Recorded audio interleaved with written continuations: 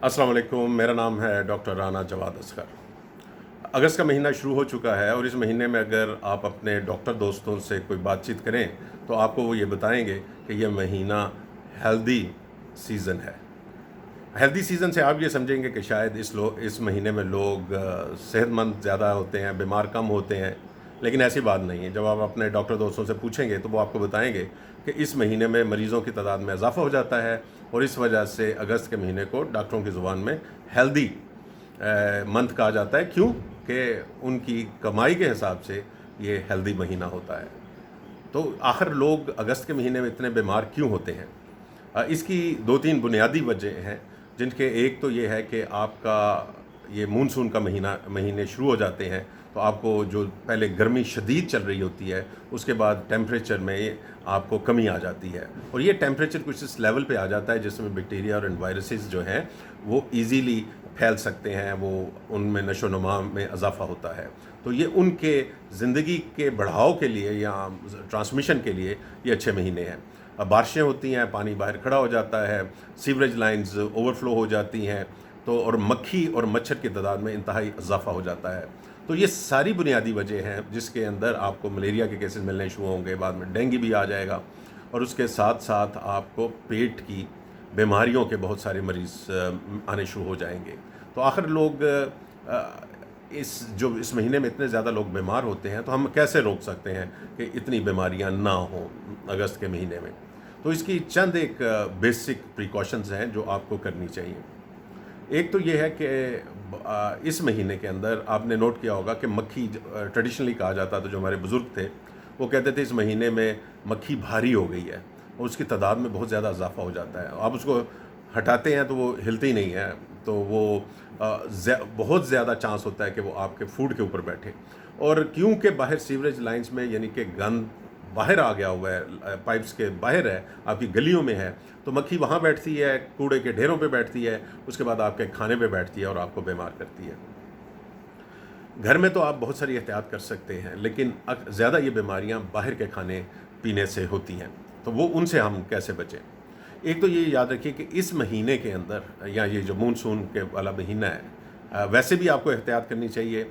बाज़ार से लेकर कटे हुए फल नहीं खाने चाहिए, लेकिन इस महीने तो बिल्कुल, ये जो महीने हैं इसमें तो बिल्कुल नहीं खाना चाहिए। और उसकी और आपने देखा होगा, हमने भी किसी दौर में बहुत खाए हैं, आम कटे हुए मिल जाते हैं, दूसरे फल बर्फ़ के ऊपर लगाए हुए आपको मिल जाते हैं। तो अगर आपका खाने का बहुत ही दिल कर रहा है बाज़ार से लेके, तो अपने सामने कटवा के उसी वक्त उस फल को खाइए, तो कम चांस है कि उस पर मक्खी बैठेगी। तो एक तो ये आप एहतियात कीजिए। दूसरा, सलाद ना खाइए। घर में सलाद ज़रूर खा लीजिए, आप ख़ुद बनाइए, बाज़ारी सलाद ना खाइए। अमेरिका के जैसे मुल्कों के अंदर भी जो पेट की बीमारियां जब फैलती हैं उनकी, तो जो 80% वो रीज़न्स होती है उसके पीछे सलाद होता है।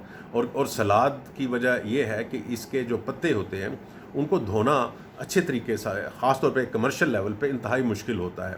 तो इस वजह से जो मर्ज़ी कर लें, बाज़ दफ़ा कोई ना कोई जरासीम उसके अंदर रह ही जाता है जो आगे फिर फैल के वो बीमारी फैलाता है। तो बाज़ारी सलादों से बिल्कुल एहतियात करें। ग्रीन सैलड हो और क्रीम सैलड हो।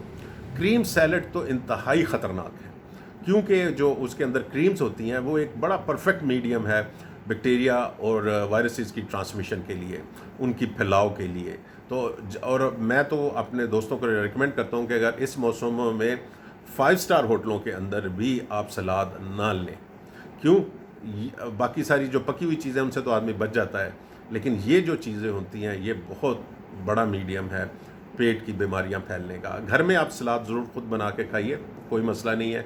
बाज़ारी सलाद इन दिनों में एहतियात कीजिए। लेकिन हमारे कुछ ऐसे दोस्त भी थे जो सलाद के बगैर अगर खाना नहीं खा सकते, तो उनसे मेरी रिक्वेस्ट होगी कि वो वहीं, अगर उन्होंने खाना भी है तो फ्रेशली मंगवा कर टमाटर, प्याज और लीमू, सिर्फ सादा सलाद अपने सामने बनवा के वो अपने खाने के साथ शामिल करें।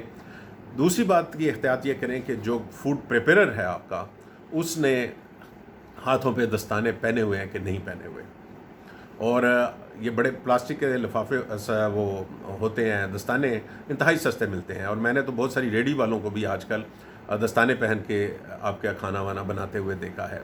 तो ये इंश्योर करें اگر وہ اس نے نہیں پہنے ہوئے تو وہ کہیں میرے سامنے صابن سے ہاتھ دھوئے لو.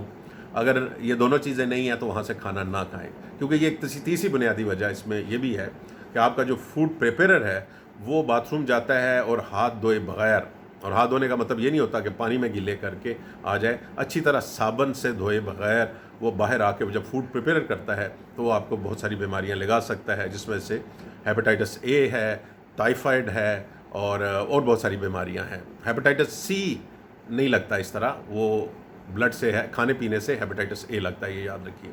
تو یہ لیکن ٹائیفائڈ جو وہ لگا سکتا ہے، یہ انتہائی خطرناک ٹائیفائڈ پاکستان میں پھیلا ہوا ہے، جسے ہم ایکسٹریملی ڈرگ ریزسٹنٹ ٹائیفائڈ کہتے ہیں.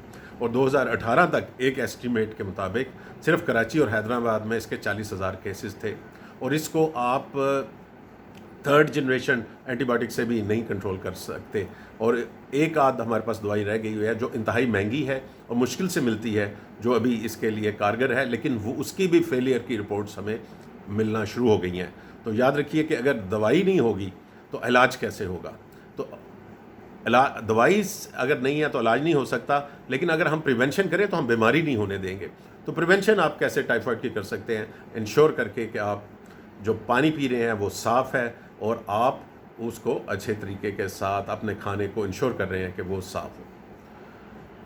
یہ چھوٹی چھوٹی اس طرح فروٹ چاٹ ہے، تو اس میں بھی دیکھیے کہ وہاں پہ مکھیاں کتنی بیٹھی ہوئی ہیں، اور اگر زیادہ مکھیاں ہیں تو نہ کھائیے، نہیں تو فریشلی بنوا کے چاٹ کھا لیجئے، وہ ٹھیک ہے، لیکن جو پڑی ہوئی ہوتی ہے وہ نہ کھائیں. پاکستان میں آج کل بفے کھانوں کا بہت رواج ہے، اور یہ جو کھانے کو شوربے ٹائپ کے کھانے کو کافی دیر تک ایک نیم گرم حالت میں رکھا جاتا ہے، یہ بیماریوں کے لیے انتہائی خطرناک ہے.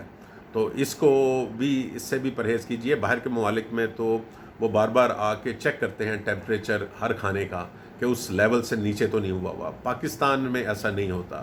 تو بوفے کھانے آپ سمجھ رہے ہوں گے میں شوربہ لے رہا ہوں، لیکن وہ نیم گرم سا کافی دیر کا پڑا ہوا ہے، صبح سے لے کر شام تک وہی چل رہا ہے، اور اگلے دن بھی انہوں نے رکھ دیا ہے. اور یہ بہت کچھ ہوتا ہے ہمارے ریسٹورنٹوں میں، تو ذرا ڈرنے کی ضرورت ہے اس سے.